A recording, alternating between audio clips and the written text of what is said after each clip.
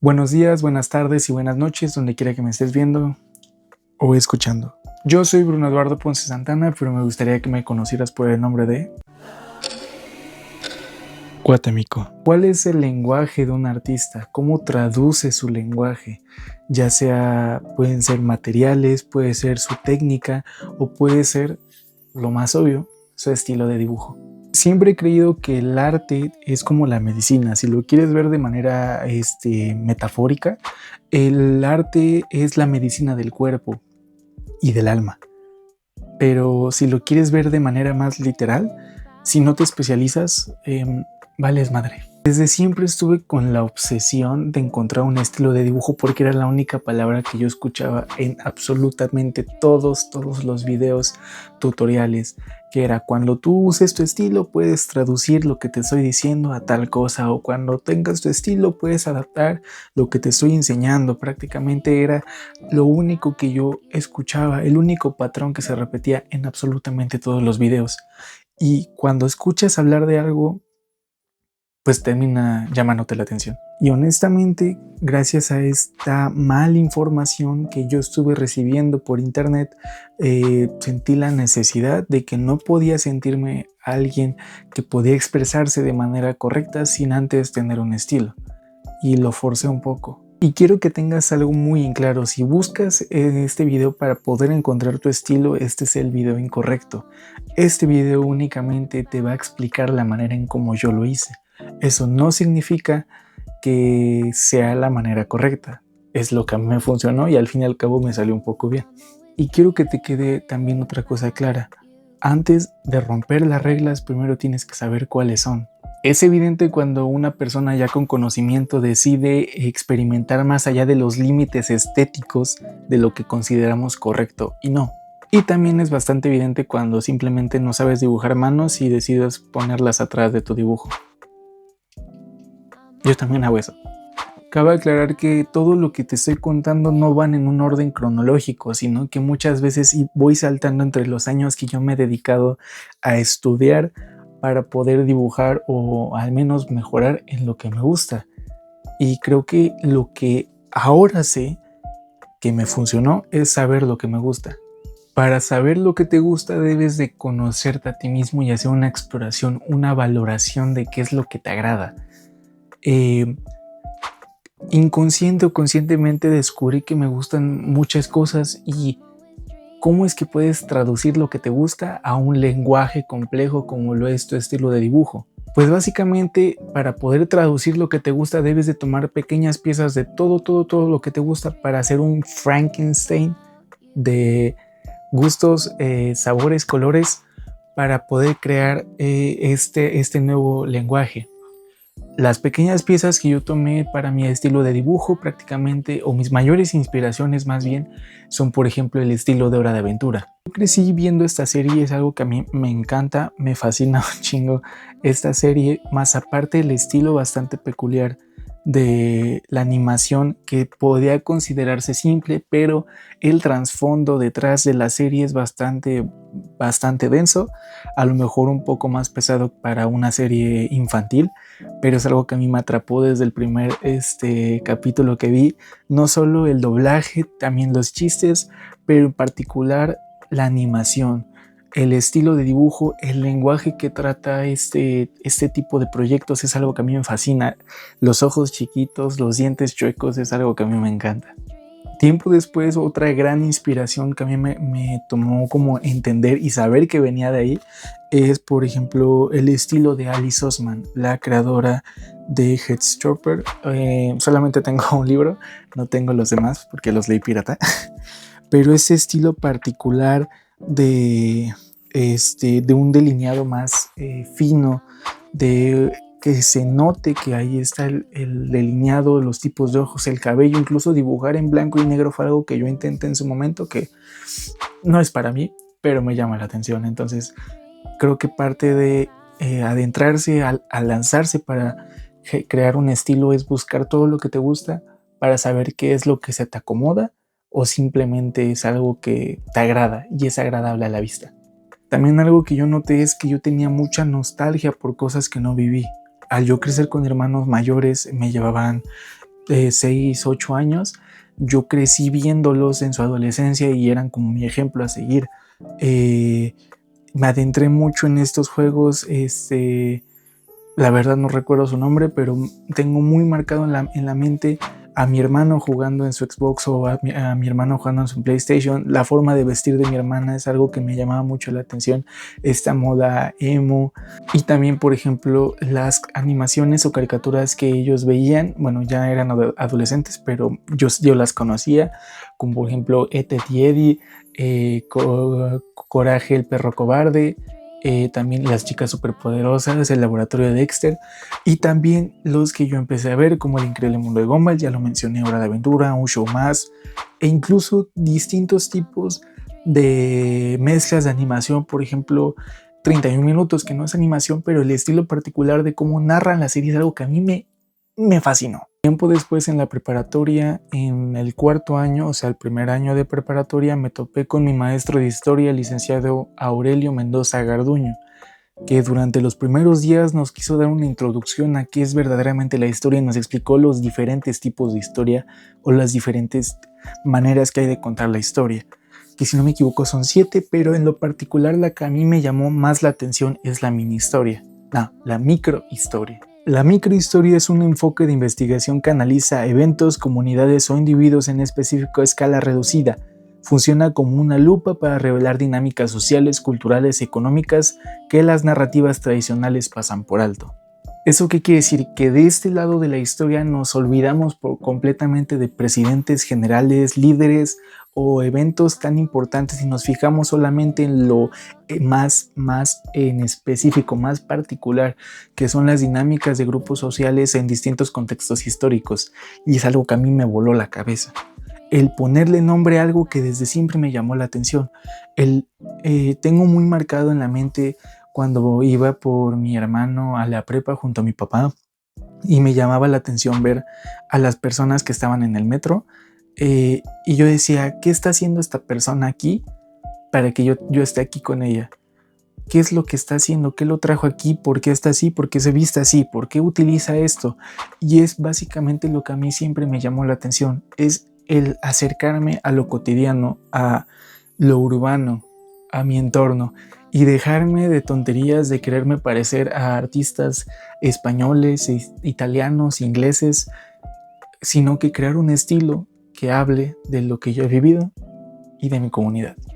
Y también algo que me gustaría dejar en claro es que para entender hay que copiar. La verdad es que yo nunca he tenido un sketchbook o un libro de dibujo específico para dibujar, porque estoy harto de al abrir Pinterest y que de repente un cuaderno de dibujo parezca la octava maravilla del mundo. Esos no son sketchbooks, simplemente obras propias, pero bueno, ya decisión de cada quien. Lo más cercano a un libro de dibujo que he tenido o un sketchbook son estos 3 libritos que básicamente a mí me gustó como van así. El azul es primero, el verde después y el rojo es el último que yo tuve. Más o menos estuve dibujando en ellos durante un año, por ahí de 2020 a 2021 o 22 por ahí. Y son básicamente donde yo estuve practicando mis primeras hazañas del dibujo como forma de investigación. Entonces, algo que entendí es que para poder entender un estilo de dibujo primero lo debes de copiar. En el último es donde queda el ejemplo más marcado, y es que durante bastante tiempo estuve copiando dibujos de Pinterest, lo estarán viendo por ahí. Estuve copiando dibujos de Pinterest y lo dibujaba a mano, cosas que me llamaban la atención, animales, criaturas medievales, y poco a poco comenzaba a ver qué me llamaba la atención, ¿no? Pues la verdad que es un poco disperso.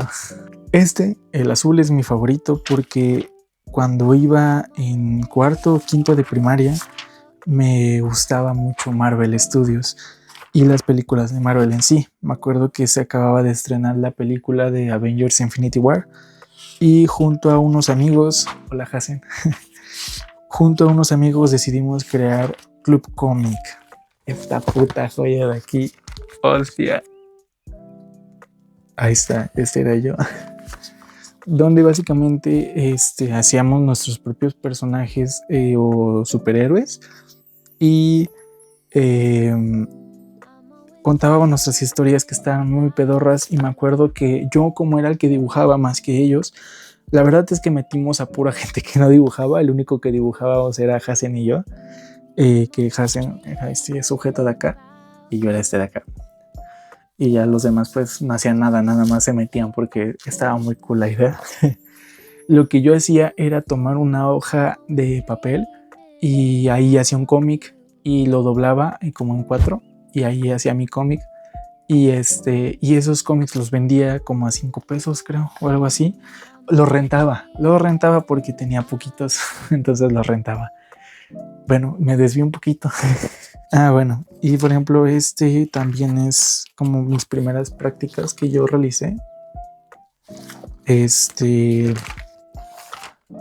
Son prácticas que yo hacía, por ejemplo, practicar anime, practicar anatomía, practicar varias cosas. La verdad es que tuve la mala idea de arrancar estas hojas, según yo, para ponerlas en un nuevo libro de dibujo que ya no encuentro, porque sí tengo otro, pero ya no sé dónde está, no sé dónde quedó ese. Pero ven, por ejemplo, aquí ya está arrancada esta hoja, pero aquí hay más dibujitos.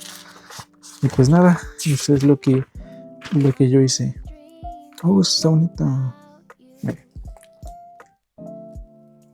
Pero bueno, a lo que iba, que para entender tienes que copiar, es que básicamente tienes que literalmente copiar las ilustraciones de otros artistas que te llaman la atención para tú saber cómo tú harías ese tipo de procesos. Y mis mayores inspiraciones, que la verdad yo diría que es mi Monte Rushmore, además de Pinterest, que es donde yo copié bastante información, son las siguientes 4 personas.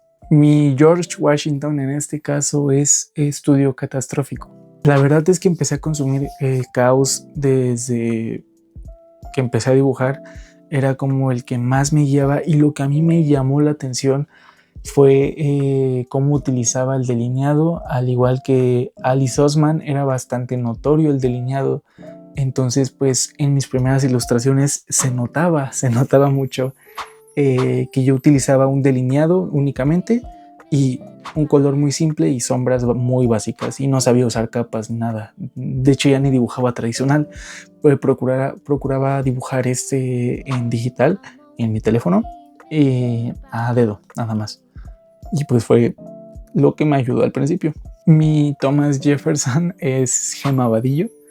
Ella pues también al hacer colaboraciones con Chaos fue que me enteré de ella. Actualmente es de la que más consumo contenido de los 4, y lo que a mí me llamó la atención es la forma. Las formas que ella utiliza, que son muy dinámicas, pero también son como puntiagudas. O sea, no sé, tiene algo que me gusta, y también su tipo de contenido es algo que me agrada, es algo satisfactorio, entonces me gusta. Y también pues empezó a notar un poco el cambio de las dinámicas que yo quería utilizar en las ilustraciones que hacía, o en mis dibujos más bien. Y pues es lo que a mí me sirvió mucho, pues el copiar la manera en que ella dibujaba las formas o las estructuras de sus ilustraciones. Fue lo que a mí me funcionó. Mi Theodore Roosevelt es Ivan Art, creo que así se llama. De Iván, igual de este grupo de creadores españoles, me inspiré bastante en la forma de hacer color. Al principio la verdad es que practiqué bastante color en la manera en que él lo hacía, aunque es muy complicado, sumamente complicado. Empezar ya ahorita ya se me hace más fácil, pero es como que la manera en que me acerqué a atreverme a utilizar el color y las capas, que era lo que más me afectaba. Y mi Abraham Lincoln, no creerá. De él pues prácticamente aprendí a atreverme a hacer nuevas cosas, a no centrarme en un mismo estilo, y de hecho muchas veces intenté copiar un estilo que él realizaba para un proyecto propio. Yo lo intenté copiar y es muy cansado y nada más. O sea, me gustaba cómo quedaba, pero es agotador el proceso. Y es inevitable, al estar investigando durante mucho tiempo, el saturarse de bastante contenido y el darse cuenta de que hay muchas personas buscando su propio estilo. Uno de los estilos que yo recuerdo que más la gente odiaba, creo que se llama Gumi. Este estilo de pestañas alargadas, cejas, es algo que horroriza a la gente hoy en día, que más en esta comunidad de arte. Y yo decía, o sea, me encantaba ese estilo, pero decía, es que yo no quiero hacer algo así, porque me van a odiar o me van a linchar. También otro estilo que la verdad a mí no me fastidió, sino que tenía muy saturado, era el anime. No sentía que podía expresarme de tal manera que sea algo propio en algo tan común. Que sea genérico no significa que sea malo, simplemente que yo quería sobresalir y encontrar algo propio. ¿Cómo iba a encontrar algo propio dentro de algo popular? A eso me refiero. También estilos bastante poco dinámicos, como son los que utiliza Pixar hoy en día, como es la sonrisa de frijol. Es algo que también está muy usado, es un estilo bastante agradable, pero dices, güey, o sea, quiero encontrar algo propio. ¿Cómo voy a encontrar algo propio dentro de algo genérico? Como ya lo dije, o sea, es algo que no va conmigo. Y también, si yo quería encontrar un estilo, iba a decir, hay algo que digan, si ven mi dibujo en la calle, digan, lo hizo este güey.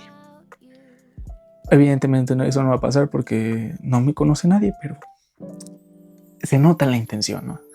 Una vez que comienzo a adentrarme en este estilo, una vez que ya sabía qué era lo que me definía, pues prácticamente seguía adaptarme a distintas técnicas, que la verdad es algo que me costó más trabajo que nadie, porque yo soy una persona daltónica. Es por eso que yo siempre tuve miedo a adentrarme a utilizar color de manera física, pero pues poco a poco vas experimentando. La verdad es que yo no soy yo no soy el mejor haciendo color, pero de manera física, la verdad creo que lo manejo un poco mejor ahora en digital, pero poco a poco te empiezas a adentrar y experimentar, por ejemplo, en el área de la pintura. Este es uno de los primeros cuadros que hice que está espantoso. Vean. Está horrible, no me gusta nada. Acá tengo otro del fondo, voy por él. Este ya es un poquito más reciente, como ven, pues es un poquito... es un poquito más exótico. Entonces poco a poco te vas como adaptando a lo que tu estilo busca, porque una vez que ya tienes tu estilo, tienes que buscar la manera de abarcar lo más posible. No solamente no te puedes quedar solamente en dibujo, bueno, tal vez sí, pero es algo que yo no quería. Yo no quería adaptar mi estilo al mundo, quería que el mundo se adaptara a mi estilo. Es muy diferente y es lo que tiene que ver con otro punto. En el momento que yo decidí adaptar el mundo a mi visión, es cuando decides dejar de copiar la realidad y decides comenzar a transformarla.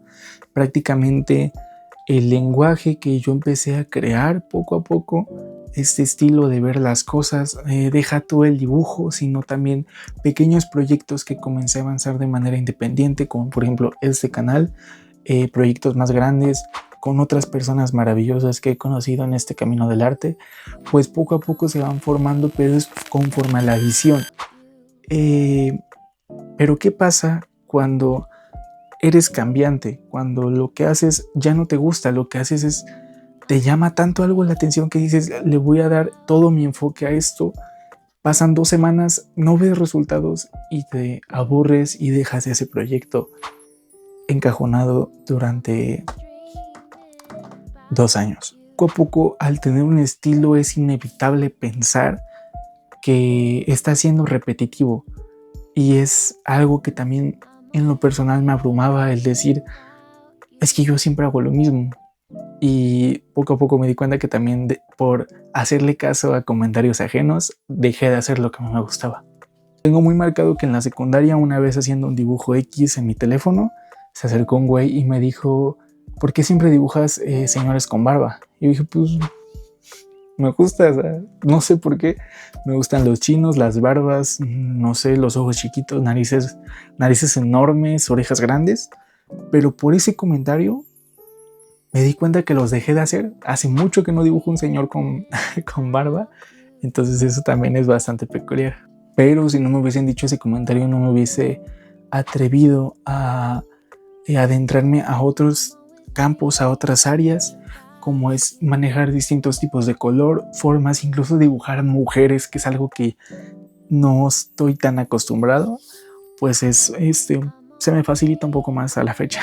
¿Qué pasa cuando ya tienes un lenguaje escrito y ya no te sientes conectado con él? Así como al inicio, para poder crear tu propio lenguaje, tu propio estilo, te basaste en cosas que te gustan, pues hay cosas que ahora te gustan más, hay cosas que te llaman más la atención y tienes miedo al cambio, a que las personas vean tus inicios y vean el final y digan, puta, pues qué hizo, o sea, que se metió en el camino para terminar así, ¿no? Pero pues tenemos que adentrarnos al cambio. Para entender tu estilo de dibujo tienes que primero entenderte a ti mismo, el saber tus gustos, tus pasiones y tus emociones, no solamente tener reglas estrictas, sino reglas que se pueden fácilmente cambiar. Y regresando a mi maestro de historia, una frase que se me quedó marcada, me acuerdo que cuando entramos el primer día nos hizo un pequeño examen diagnóstico donde nos preguntó qué es la historia para ti y para qué nos sirve la historia. Yo recuerdo que dijeron, pues, o sea, pues es una materia que estudia los acontecimientos históricos para que no se repitan, y ya no me acuerdo qué más contesté. Pasó el año escolar y poco a poco te ibas adentrando, interesando más a la historia. Su manera de contar es bastante peculiar. Y él nos entregó un cuadernillo de actividades. Y en la última hoja de ese cuadernillo de actividades venían las mismas dos preguntas que nos hizo. ¿Qué es la historia y para qué nos sirve la historia? Me acuerdo que yo lo vi y dije, no, o sea, como cierre épico, como cameo de los primeros días. Pero estas son las palabras que había en esa última historia y me gustaría compartírselas a ustedes para que entiendan que somos seres cambiantes. Nombre del alumno, Bruno Eduardo Ponce Santana, grupo 470. Licenciado Aurelio Mendoza Garduño, Historia Universal.